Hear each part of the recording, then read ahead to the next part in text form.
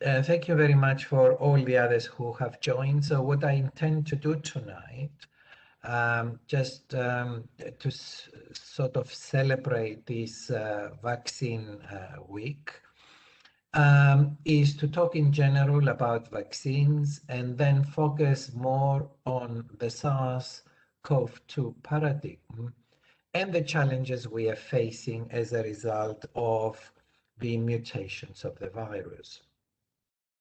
So just to remind everybody, the virus has got this characteristic appearance under the electron microscope, whereby the spike protein protrudes from the surface of the virions, as shown here, giving the impression of a crown or a solar crown with the sun rays radiating from the surface.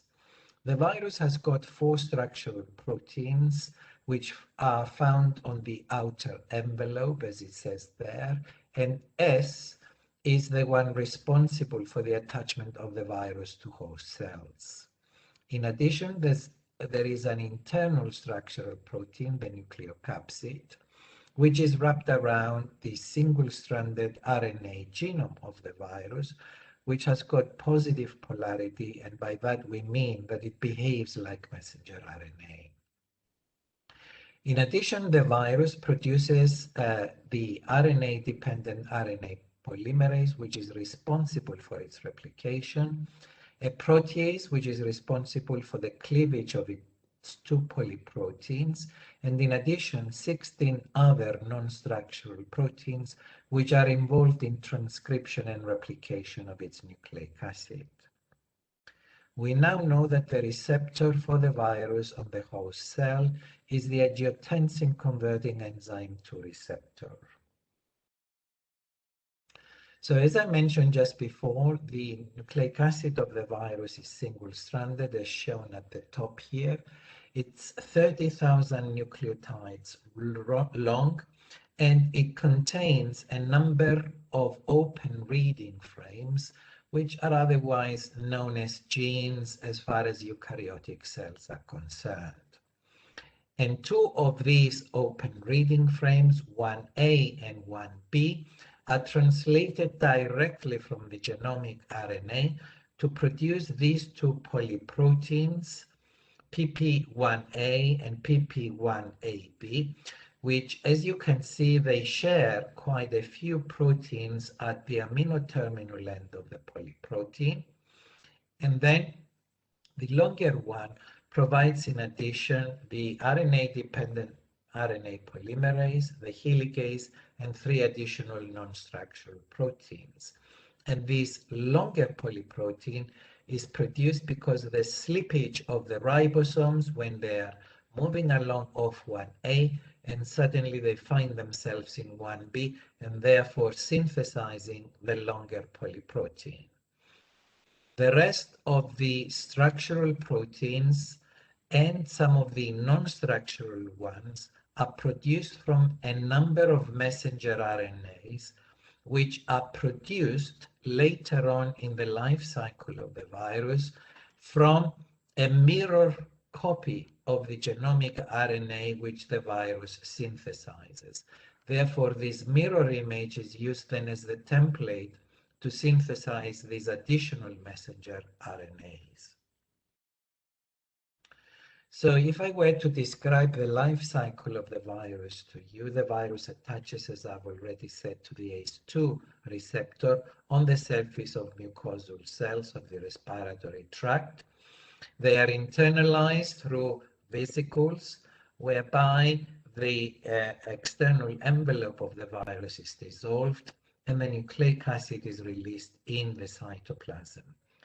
In the cytoplasm and in close proximity to the rough endoplasmic reticulum, the virus synthesizes the 2 polyproteins I mentioned before, and then when the remainder of the messenger RNAs are produced and the structural proteins are synthesized from these messenger RNAs, the structural proteins, as you can see here, They are inserted in the endoplasmic reticulum membrane with the spike protein protruding into the lumen of the ER, and the nucleic acid of the virus aggregates below these modified areas, eventually leading to the formation of the bud and the release of the virus particle, which is then taken to the cell surface for release. So this completes the life cycle of the virus, and of course when it is released into the respiratory tract, then as the patient coughs or sneezes, then it's expelled into the surrounding environment. What is the disease problem today? The most recent results, which I took today from this website, the Johns Hopkins one, so far we have over 143 million cases of COVID. These are the diagnosed cases. Over 3 million deaths, and down below I've got the disease burden in each of these countries, the number of deaths and the percent mortality, and these figures down here, they are those of March 25th. You can see that the United States leads the world as far as the total number of cases is concerned, with over 30 million and over 500,000 of deaths, representing about 2% mortality.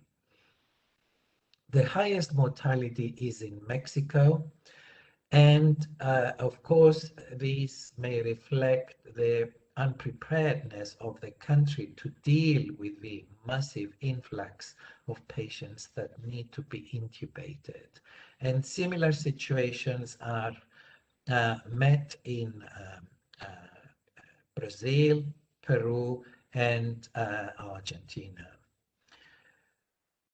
Down below, I've got the figures for Cyprus. As of yesterday, these figures now stand at around 57,000 cases and 295 deaths, with the mortality rate still being around 0.5%. So as a country, Cyprus has one of the lowest mortality rates. Now I'm going to switch, following that introduction, to vaccines and their usefulness. And what we have in this slide is the disease burden back in the 1900s. Each one of these spheres represents a separate infectious disease. We've got here measles, whooping cough, mumps, rubella, diphtheria, and so on. And the effect of the introduction of vaccines, and on the right-hand side, we can see how vaccines over the years, and these figures are for 2010, how over the years this disease burden has been diminished because of the use of childhood vaccinations.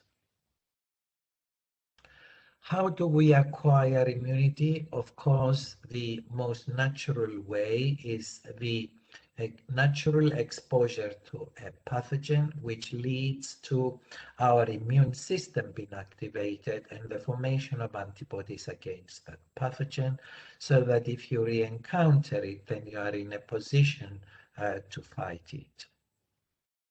A different way of protecting somebody is by artificial immunization, and this is what in fact the vaccines do, is as I will explain in a minute, we use either whole organisms or part of the organisms to induce or elicit rather an immune response. Of course, there are other ways of protecting somebody, and that can be done passively. These is naturally through the placenta from a pregnant mother to the growing fetus, and for the 6 months of life through breastfeeding and colostrum, and artificially through the isolation of antibodies from plasma, which are then injected if somebody is exposed or is due to travel to a hyperendemic area and there is no time to immunize that person on time. So what types of vaccines do we have? The classical approaches is to either use a so-called live attenuated strain. These are strains of the pathogenic virus which are propagated in the laboratory for a long period of time, accumulating mutations so that they are no longer pathogenic. However, their antigenicity is retained and they can elicit an immune response. A quicker way of doing it is to grow up the virus and then use a number of chemicals to render the a virus or the pathogen in general non-pathogenic, and in this way again you preserve antigenicity. Or you can use a subunit. This is part of the pathogen, and this could be a toxin, for example, as in the case of diphtheria and tetanus, or it could be a polysaccharide, as in the case of pneumococci from their capsule. Of course, nowadays we have the capability through recombinant DNA technology to prepare things synthetically.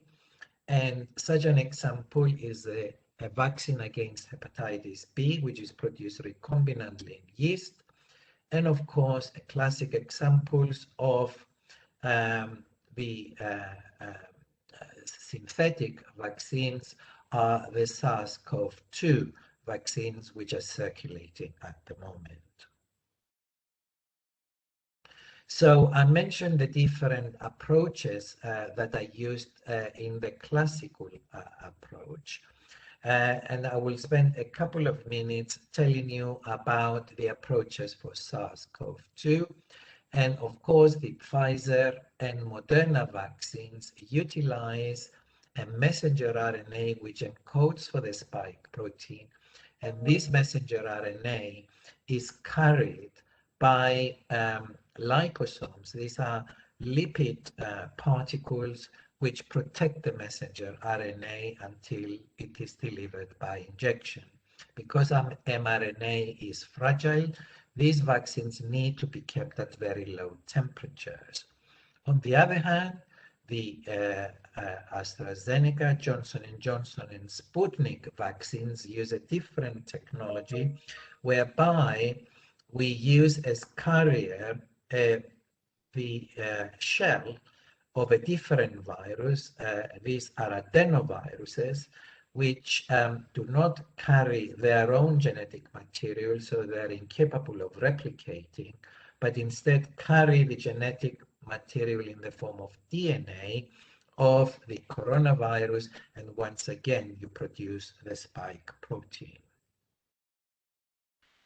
So when we use immunization, the intention is to achieve what we call herd immunity. In other words, to render the majority of your population immune to the pathogen so that the virus is no longer free to be transmitted from person to person. So initially, when no one is immune, as shown here in red, if a virus enters that population, then the majority of those will be infected. And if we look down below now, if you immunize the majority of your population and then one or two individuals become infected, as shown here in red, and your susceptible ones are the blue ones, then the chances of the red people meeting the blue ones are far and few between, and therefore you stop the chain of transmission.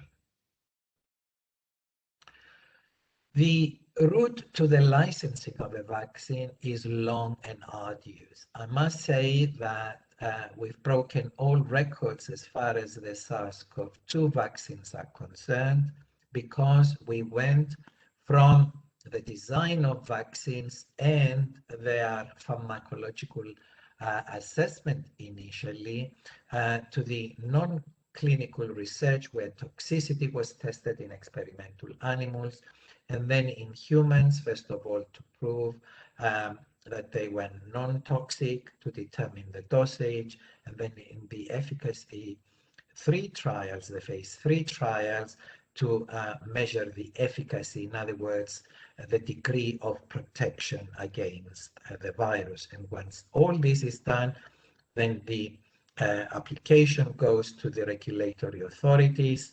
The vaccine is approved, large-scale production is carried out, and then, of course, the vaccine is released.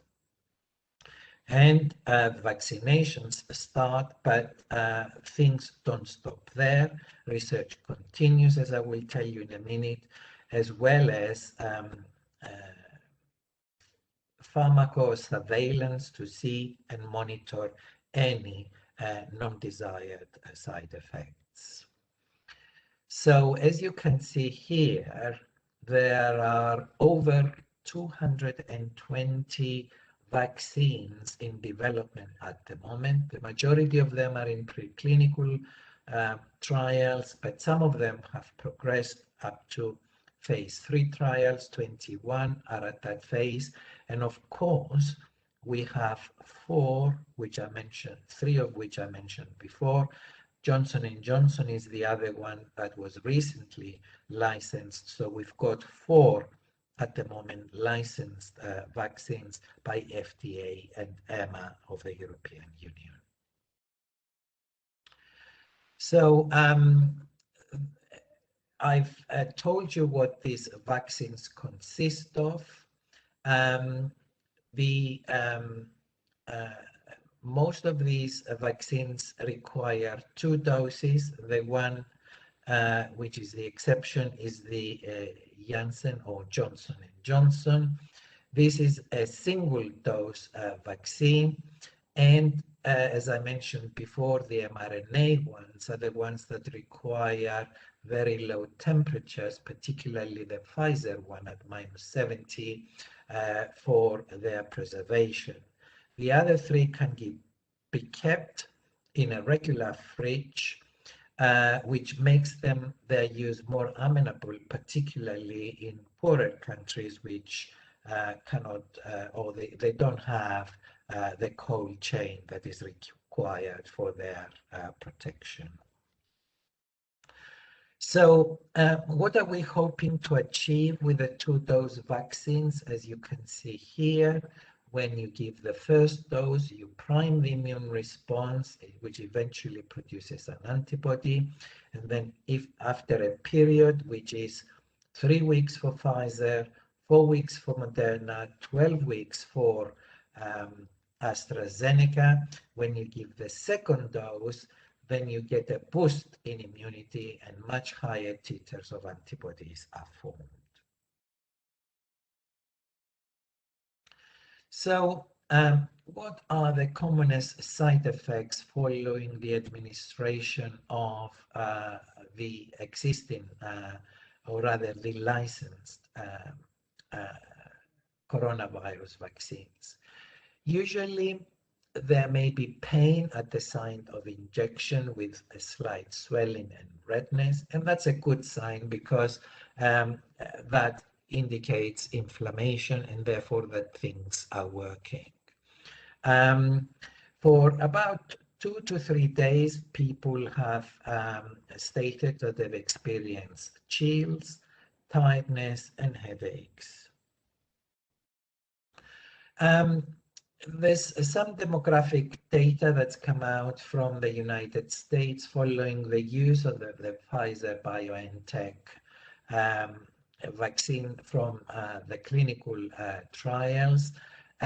From the slides here, it gives you the breakdown of the various racial and ethnic categories that have been incorporated in the various trials, as well as the age and sex. If you remember, there was this controversy with regards to the AstraZeneca vaccine and whether it should be given to people over 65. This is because in most of these trials, the people who took part, they were between 18 and 65 years old. There were people with underlying conditions which are thought to be contributory factors to a negative outcome following infection from the coronavirus. And as you can see down below, it included obese people, people with diabetes, and people with cardiopulmonary disease. And of course, the effectiveness of these vaccines are shown here. The mRNA vaccines seem to induce a higher efficacy, ranging from 92 to 95%. In the case of AstraZeneca, this figure is around 70 to 75%, but with the 12-week second dose, it may go up to 85%. So what do we mean by that? By that, we mean that at least from those who took part of the trial, these percentages did not get infected, at least when the trials took place in countries where the virus was transmitted at high levels. The remainder, 5 to 12%, depending on the vaccine, are those who became positives, but thankfully these people did not develop signs and symptoms, did not require hospitalization, and more importantly, they did not die or require intubation. When you vaccinate somebody, initially you produce an IgM response and then, of course, an IgG response. And this slide here shows you that in the case of the vaccines against coronavirus, we get an IgM response, but also we get the subclasses of IgG, IgG1 and IgG3, which are extremely important in neutralizing the virus and in addition contributing to the opsonization, in other words, the engulfing of immune complexes that are formed between the virus and antibodies. And in addition, these two antibodies also activate complement, which results again in the removal of immune complexes. So all in all, an ideal situation would to deal with a pathogen like the coronavirus. This slide here shows you up until April the progress in various countries of the world as far as the vaccination programs are concerned. You can see that Israel is by far the most successful country up until now, and in fact Israel in the last 3-4 weeks have relaxed most of the restriction measures because it has managed to immunize over 65% of its population using, as shown I think in the next slide, using on the whole the Pfizer vaccine.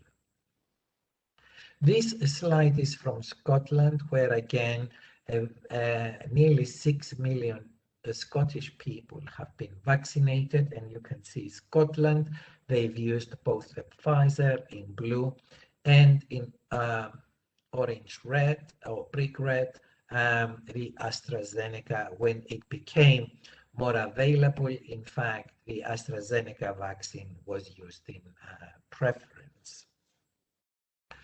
And the infections from coronavirus in Scotland showed a precipitous drop, indicating that the vaccine was very effective in stopping the spread of the virus. This data here is also from Israel and shows you the effect of vaccination in 2 different time points, in January 16 and 3 weeks later. And you can see that in those who were less than 60 years before, about 20% hospitalizations, 20% confirmed cases and 53% confirmed cases in those older than 60 years old. Following the vaccination, the hospitalizations dropped and severe illness dropped from severe illness from being quite high, 29%. There was a reduction here of nearly 50%. So once again, evidence that the vaccines are quite effective. And this is shown quite clearly here in this slide. In people who were not vaccinated, there were nearly 13,000 cases of infection, and in vaccinated people who were nearly 500,000, there were only 254 people that became infected, but not requiring hospitalization. How effective are the coronavirus vaccines? From this slide, you can see in comparison, say, to the flu, where its efficacy ranges from 44 to about 60%, but we are doing extremely well with the coronaviruses. And in fact, in a better position are vaccines like measles and polio, who have been around for many, many decades. Now, recently, following the extensive use of the vaccines, people started getting worried about some side serious effects. For example, thromboembolic episodes that were noticed, also low platelet count, and these thrombotic episodes affected mainly the brain and the abdomen. They appear to be more commonly seen in women, particularly those of 40 to 50 years old. How much of a problem are we talking about? Well, with the AstraZeneca, there were 9 deaths out of 25 embolic episodes from 20 million vaccines. So these rare side effects are extremely rare, but they have caused a lot of worry in a lot of people, to the extent that some of the vaccination programs have been derailed for a while. For the Johnson & Johnson vaccine, 1 death out of 6 embolic episodes from 7 million vaccination.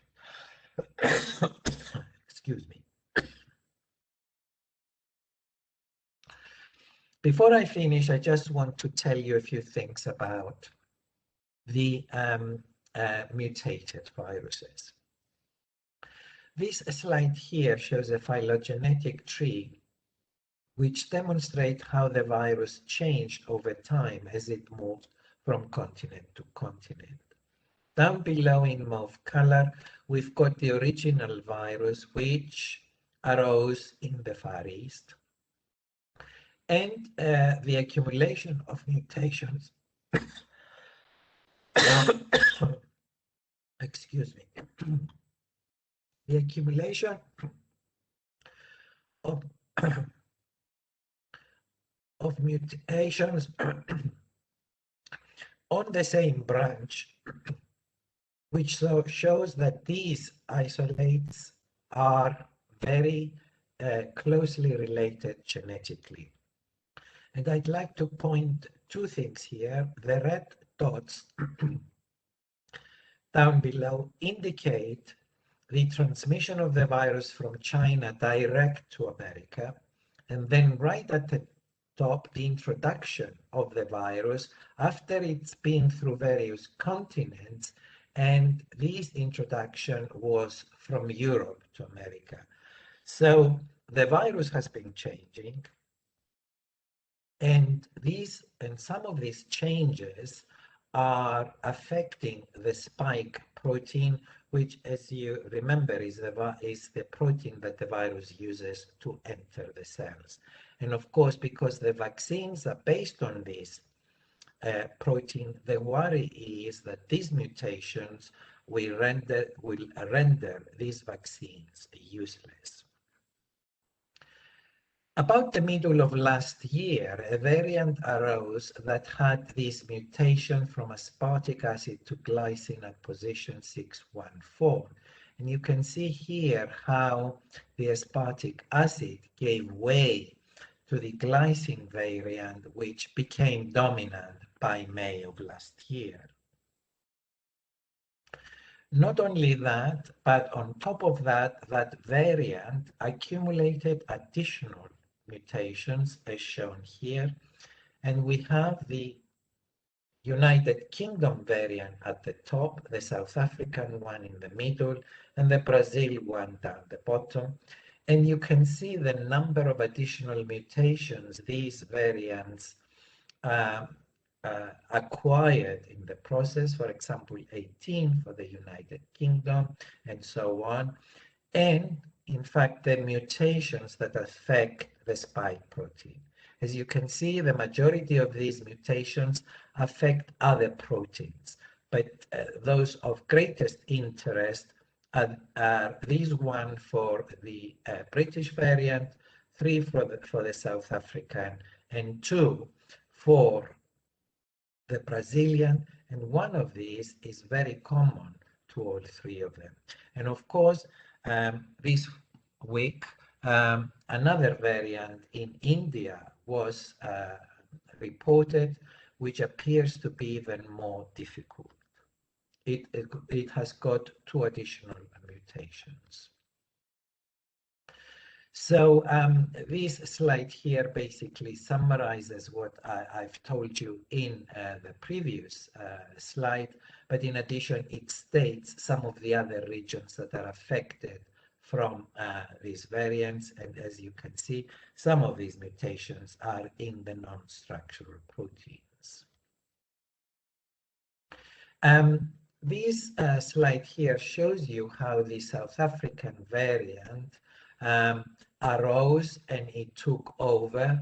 So initially the so-called wild type, or the initial variant shown in red here, was the dominant. Gradually mutations began to accumulate, and suddenly these one change, which was important, took over gradually. So by November, the majority of cases were due to the mutated virus. How good are the vaccines at dealing with these variants? We've got information now from various trials. You can see that the British variant here in green is dealt with by all the licensed vaccines so far, and the Pfizer and the AstraZeneca vaccine seems to deal quite well with the Brazilian variant. The one that is of major worry is the South African one, whereby here the most of the vaccines don't do very well, and in fact the only people who seem to fare better here, up to 40%, are the people who respond to the vaccines by producing the highest amounts of antibodies. So because of this, the technology is such that the vaccines can be updated quite readily and very quickly. And in fact, Pfizer has already updated its vaccines, and I understand Moderna has done the same. So quite soon, they will roll out the modified vaccines, which can then be used as booster immunizations, even for the ones who have been vaccinated with the original versions. Right, that is all I have to say. I'd like to thank you for listening to me, and I will answer any questions you may have. Are there any questions?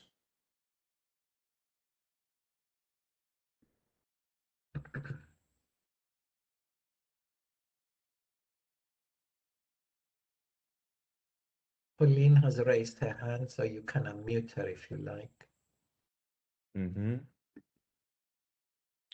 Argyris must help us with that from the communications office.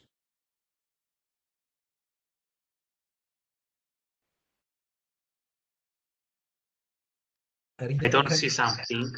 If you look where the attendees are, somebody's raised their hand. Pauline Hutchings. If you don't mind typing in chat, it might be quicker and we won't waste any time. Pauline, please tell us your question, please. First question. First, say thank you for the. Okay. You are Second, so you to can ask, speak, Pauline. please. Oh, can you? Okay. Yes. Okay, so I've got 3 questions, but first of all, thank you for a very good talk. I apologize, I was late joining.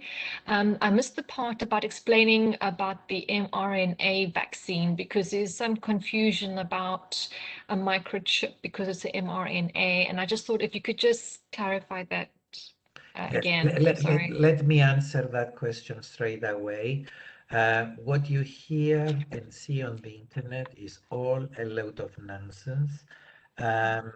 First of all, there is no microchip in the vaccines. There is no other substance in the vaccines that will mark you. The mRNA is destroyed. It will not be integrated in your DNA. This goes against the dogma of molecular biology.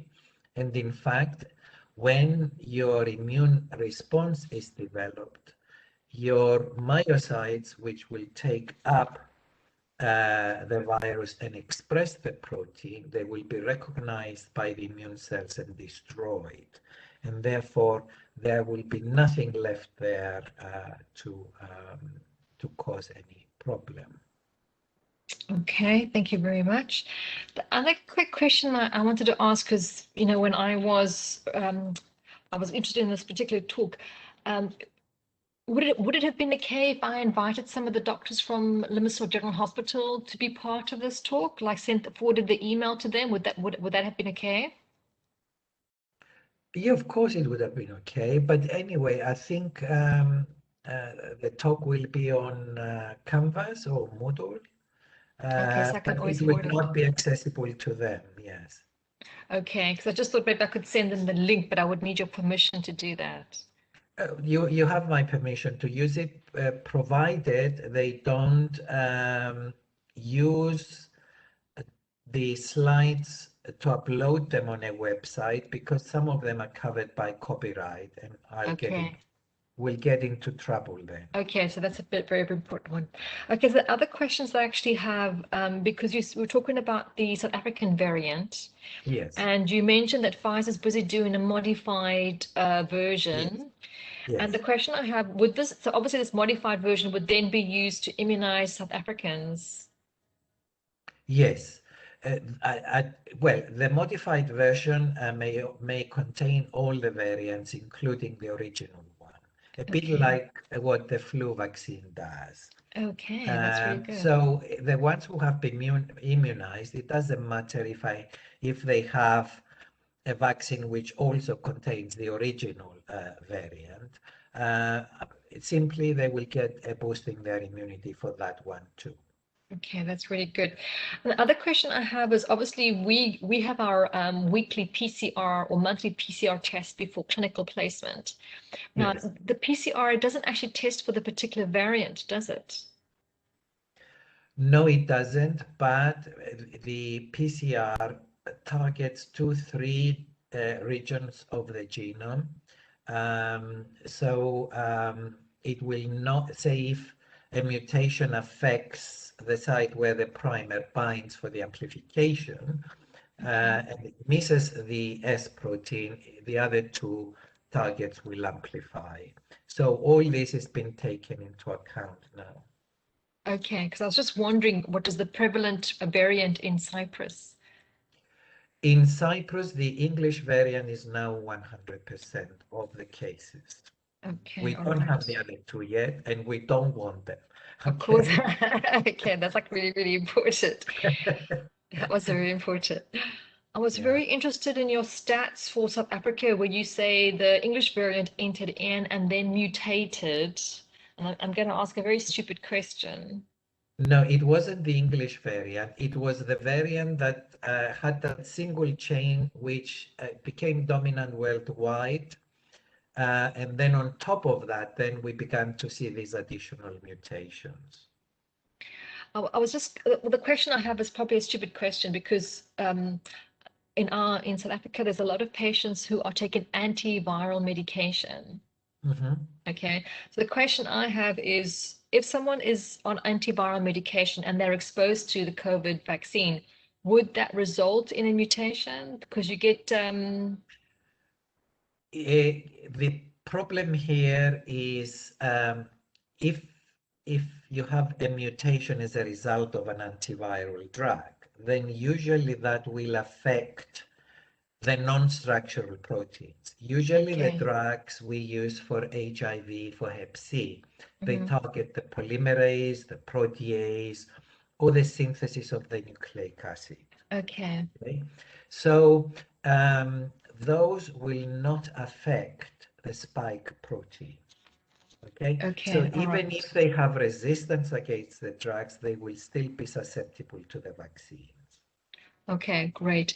Thank you The very only much for that. the only problem would be if we have antivirals specific for the coronavirus, Mhm. then we may run into problems if they're used as monotherapy, because Okay, then a resistance will ensue. of course. Okay, that makes a lot of sense. The other quick question I had, because this is obviously about vaccination, is just briefly, a lot of people are worried about the neurological side effects if you get COVID. Yes. There is now evidence that the virus does cause neurological problems which resolve, thankfully. The Okay. ones that persist, and there is still a lot of study about, is the loss of concentration in a lot of people. Insomnia may persist for a while, and of course the loss of smell and taste. In some people, I've got people who still communicate with me. It's 6 months since they were sick, and still their sense of taste and smell has not returned. In others, it resolves soon after the symptoms resolve, but with some it persists, and we don't know Okay. why. Okay. Pauline, Okay. we already Yeah. have 2 to 3 more questions, so Okay. let's Ioannis read the rest of the Of course. questions, and Of if you have course. more, we can give you the stage. Thank you very much. Thank you very Thank you. much. Thank you. I don't see in the Q&A section any questions. I can see in the chat, Ioannis, going forward, will we be receiving the updated vaccines as we would the flu vaccine? Yes, the Cyprus government is making contingency planning for us to have more doses of the vaccines in autumn. The European Union will be ordering additional Pfizer vaccines, which I'm sure will be the upgraded vaccines. Okay. And is the AstraZeneca a safe vaccine to take? I've had it. I had it nearly 8 weeks ago. I did not experience any symptoms. So far in Cyprus, many people have had it, running into thousands now.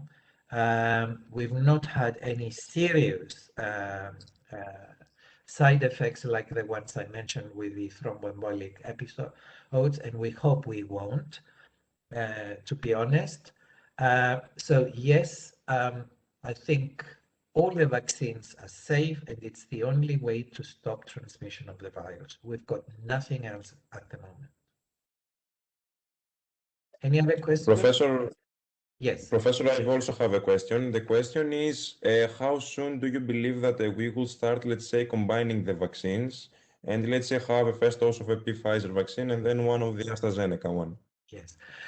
This is an experiment, or rather a trial that it's on the go at the moment, both in Italy. They are using Pfizer and AstraZeneca, giving either one first and the other one second and alternating. And in addition, AstraZeneca was in talks with the Russians about Sputnik 5 to do the same with those two.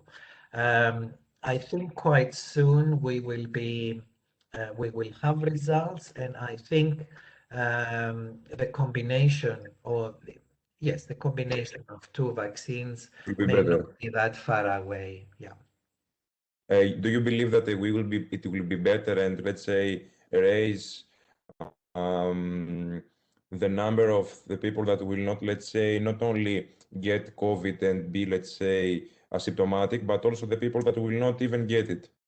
Yes, I think we have evidence that the vaccines act protectively as well. We need to consolidate that. But the fact that there's been a precipitous drop of cases both in Israel and the UK, which lead the field as far as vaccination is concerned, suggests that the vaccine is protective also.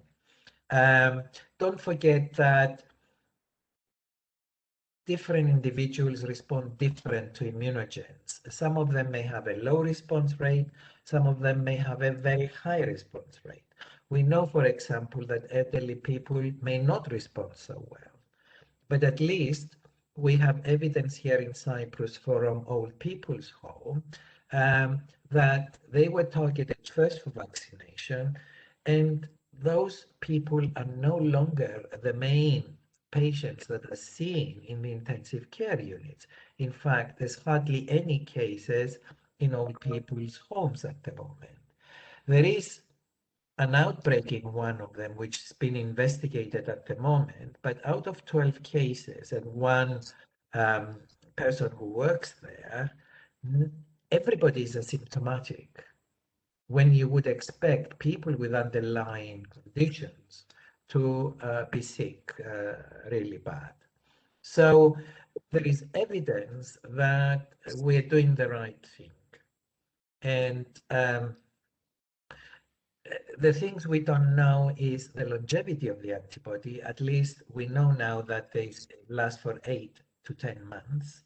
But also that even after natural infection, in some people, the antibody level wanes with time. So we need in future studies to decide, do we need booster dose? If yes, when? And so on. So there's still a lot of work to be done. Okay, thank you very much. We have another question from May. She asks, if the flu vaccine should be taken every year or so due to strains, does that mean we would have to take COVID vaccines yearly as well? Yes, that might be the case, particularly if new variants emerge over time. I think the most important thing to do now is to proceed with the immunizations as quickly as possible and give the vaccines to everybody around the world, because this will stop the virus from getting transmitted at high rates and the possibility of mutating at high rates. And yes. No, tell us. Yes, and I think then this will stop the reintroduction or the introduction of dangerous variants into countries where there is full immunization, if they are resistant to the vaccines. Yeah. May also asks, following up this question, if let's say people who developed issues like anxiety or insomnia, if let's say this could be from let's say their COVID effects, side effects, or it could be let's say from the lockdown, like someone who got COVID and had let's say anxiety and insomnia, is it from COVID or is it from the lockdown? And the same thing from the people that they got clots. How do you, let's say, identify that these results, these effects are from the vaccines or not? Yes. It's a very good question. Yes, indeed. We don't know whether it's the trauma from the fact that they've been um, under isolation for 14 days, particularly those who were intubated also, and they were lucky enough to be removed from, to have the tubes removed. There's certainly studies going on to study the psychological effects of infection, of being in the intensive care units, and from the hard lockdowns in various countries, which have a knock-on effect in people who may be more vulnerable. All these will be food for thought for the future, yes.